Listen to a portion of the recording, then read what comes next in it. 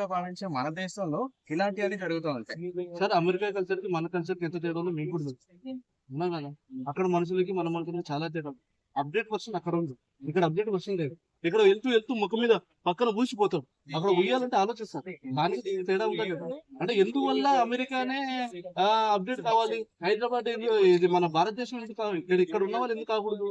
అంటే ప్రభుత్వాలు సరిగా లేవా, లేకపోతే మనుషులు మారట్లేదా, లేకపోతే చెప్పేవాళ్ళు లేరా, గైడెన్స్ లేరా? అక్కడ ప్రెసిడెంట్ గానీ అక్కడ కల్చర్ గానీ ఎందుకు మారుతుంది, ఎక్కడ అప్డేట్ అవుతుంది దాన్ని కూడా చూసి.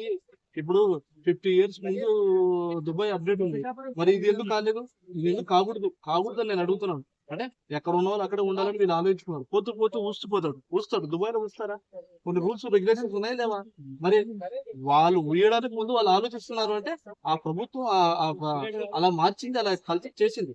ఇక్కడ వాళ్ళు కూడా అక్కడ స్ట్రిక్ట్లీ పెడితే అన్ని మారితే అందరూ బాగుంటారు. కొన్ని చోట్ల స్టూడెంట్సే మంచోళ్ళు, ఉపాధ్యాయులు చెడ్డోళ్ళు నేను అనను. ఉపాధ్యాయులు కూడా కీచకులు ఉన్నారు, వాళ్ళ దేశంలో అమ్మాయిలు కూడా అసభ్యంకరంగా మాట్లాడుతూ ఉన్నారు.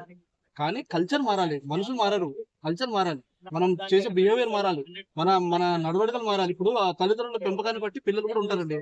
ఇప్పుడు పద్ధతిలో ఉండాలి. తల్లిదండ్రుల భయం ఉందనుకో, ఇక్కడ కూడా అదే నడవడికలు ఉంటాయి. అక్కడ కేర్లెస్ గా తల్లిదండ్రులు వదిలేయడం వల్ల పిల్లలు ఏం చేస్తారంటే పాడైపోతున్నారు. సెల్ ఫోన్ ఎందుకు ఇచ్చారు, లేడీస్ కి ఎందుకు ఇస్తున్నారు? మీ లొకేషన్ ఎక్కడున్నా చేరవేయడానికి, మీరు ఎక్కడున్నా సమాచారం అందించడానికి.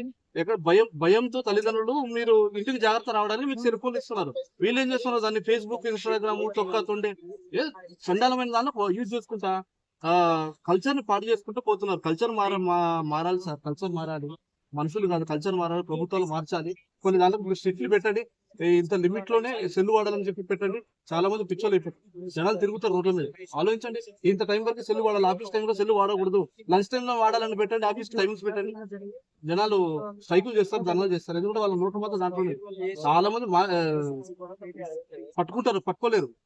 కొన్ని ప్రభుత్వం ఏం చేయాలంటే ఆఫీస్ టైమింగ్స్ లలో ఆఫ్టర్ లంచ్ టైం లోనే సెల్ యూజ్ చేయాలి. మిగతా టైంలో సెల్ యూజ్ చేస్తే జరిమానా ఇస్తామని చెప్పండి ప్రభుత్వం.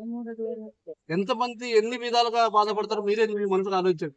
స్టూడెంట్స్ లో కూడా కాలేజ్ ఎంట్రన్స్ అయ్యేటప్పుడు సెల్ తీసుకెళ్ళినప్పుడు, అవుట్ అయ్యేటప్పుడు సెల్ తీసుకెళ్ళాలని చెప్పేసి పెట్టమని చెప్పండి. స్టూడెంట్స్ ధర్నాలు చేసుకుంటారు, వాళ్ళ లోకాలు అదే. కాబట్టి కొంచెం కల్చర్ మారితే మనం కూడా మారాలి. మారితే అందరూ బాగుంటారు, సమాజం బాగుంటుంది.